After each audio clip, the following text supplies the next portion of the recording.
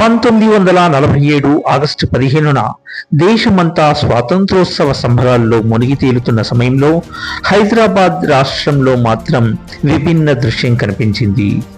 భారతదేశం స్వాతంత్రం పొందిన నిజాం పాలనలో హిందువులు ఆ స్వేచ్ఛను ఆస్వాదించలేకపోయారు. జాతీయ జెండాను ఎగరేయడం ఒక నేరంగా మారింది. దమనకాండ రూపంలో హింస చెలరేగింది. ఉదాహరణగా 1946 ఆగస్టు 11న వరంగల్ కోటపై త్రివర్ణ పతాకాన్ని ఎగురవేయాలని ప్రయత్నించిన మొగలయ్య గౌడ్ను ఉన్మాదంతో నిండిన గుంపు దారుణంగా హత్య చేయడం చరిత్రలో ముద్ర వేసిన సంఘటన. ఆయనను చంపిన కాసిం షరీఫ్ను పూలదండలతో సత్కరించి ఊరేగించడం ఆ కాలంలో అసహనాన్ని, అణిచివేతను ప్రతిబింబిస్తుంది. దేశం మొత్తం స్వాతంత్రం పొందిన హైదరాబాద్ రాష్ట్రంలో మాత్రం హిందువులు ఎందుకు మరల పోరాటం చేయవలసి వచ్చింది? నిజాం పాలనలో శతాబ్దాలుగా హిందువులు ఎందుకు నిరంతరంగా అణిచివేతకు గురయ్యారు?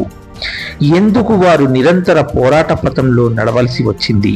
ఈ ప్రశ్నలకు సమాధానం చెప్పే ప్రయత్నమే రాంపల్లి మల్లికార్జున్ గారి రచన నైజాం విముక్త స్వాతంత్ర పోరాటం నిప్పు లాంటి నిజాలు.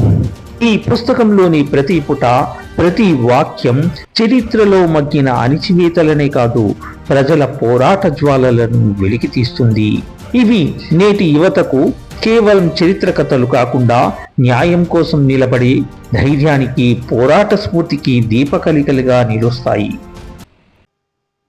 హైదరాబాద్ స్టేట్లో జరుగుతున్న అరాచకాలు, రజాకారుల ఊసకోతలు, ఇట్లాంటివన్నీ చూసిన తర్వాత కేంద్రంలో ఉండేటువంటి పెద్దలకి ఆ హైదరాబాద్ స్టేట్ పైన చర్య తీసుకోవాలి అనేటువంటి ఆలోచన వచ్చింది. దాని మీద చర్చలు జరుగుతున్నాయి. ఆ సమయంలో నైజాంకి ఏమనిపించింది అంటే ఇది తన అస్తిత్వం యొక్క సమస్య అని చెప్పి ఆయన భావించాడు. ఎందుకు? ఇది పాకిస్తాన్ లాగా దీన్ని ఇస్లాం స్టేట్గా చేయాలని చెప్పి కలలు వింటున్నాడు ఆయన. 50 లక్షల మంది హిందువుల్ని ఇండియన్ యూనియన్ నుంచి బయటికి తరిమేయాలని చెప్పి సంకల్పించుకుని ఆ ప్రయత్నాలు అప్పటికే ప్రారంభం చేసి ఉన్నాడు ఆయన. అతనికి తన అస్తిత్వ సమస్యగా అది మారిపోయింది.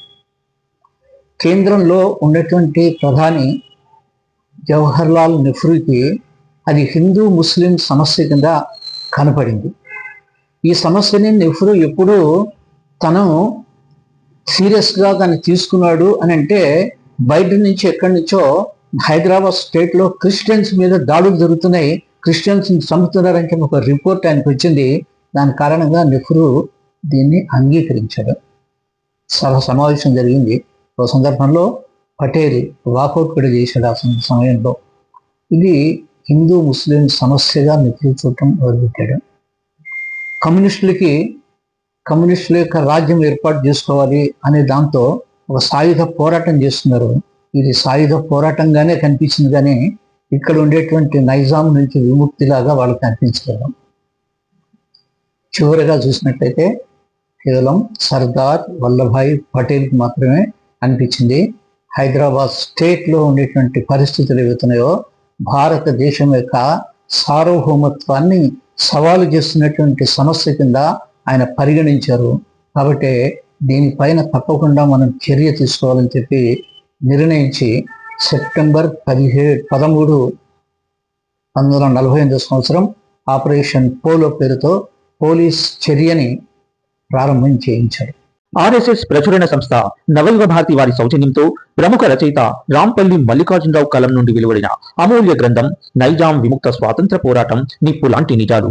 ప్రతుల కోసం సంప్రదించండి. సాహిత్య నికేతన్ బర్కత్పుర హైదరాబాద్, సాహిత్య నికేతన్ YMIS బిల్డింగ్, సుల్తాన్ బజార్ కోటి, సాహిత్య నికేతన్ ఏలూరు రోడ్ విజయవాడ.